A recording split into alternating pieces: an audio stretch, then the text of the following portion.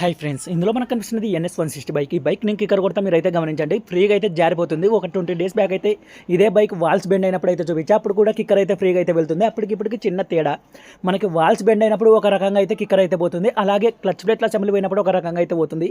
రెండింటికి చిన్న తేడా అయితే ఉంటుంది. మనం ఆ కిక్కర్ కొట్టే దాంట్లోనే ప్రాబ్లం ఏమిటి అని అయితే అర్థం చేసుకోవాలి. ఒక 20 డేస్ బ్యాక్ అయితే వాల్స్ బెండ్ కావడం వల్ల దీనికి రెడీ చేయడం జరిగింది. ఇప్పుడు మళ్ళీ నిమజ్జనం రోజు వాళ్ళ ఫ్రెండ్ తీసుకొని వెళ్ళి హాఫ్ క్లచ్ పట్టుకొని ఎక్కువగా తిరిగారంట బైక్ని. అందుకని దీనికి క్లచ్ ప్లేట్ల అసెంబ్లీ అయితే పూర్తిగా ఆరిగిపోయింది. దీనికి కొత్త క్లచ్ ప్లేట్ల అసెంబ్లీ అయితే బెల్ట్తో సహా కంపెనీ అయితే తీసుకొని రావడం జరిగింది. 2370 రూపాయలు అయితే పడింది మనకి. క్లచ్ కవర్ ప్యాకింగ్ అలాగే మొత్తం కలుపుకుంటే మనకి 2400 రూపాయలు అయితే వచ్చింది. అలాగే దీనికి కిక్కర్ జారిపోవడానికి గల కారణం ఏమిటి అని అయితే మీకు అయితే చూపిస్తాను. ఇంతకుముందుకు డిస్కవర్ అయితే చేసినారు దీనికి.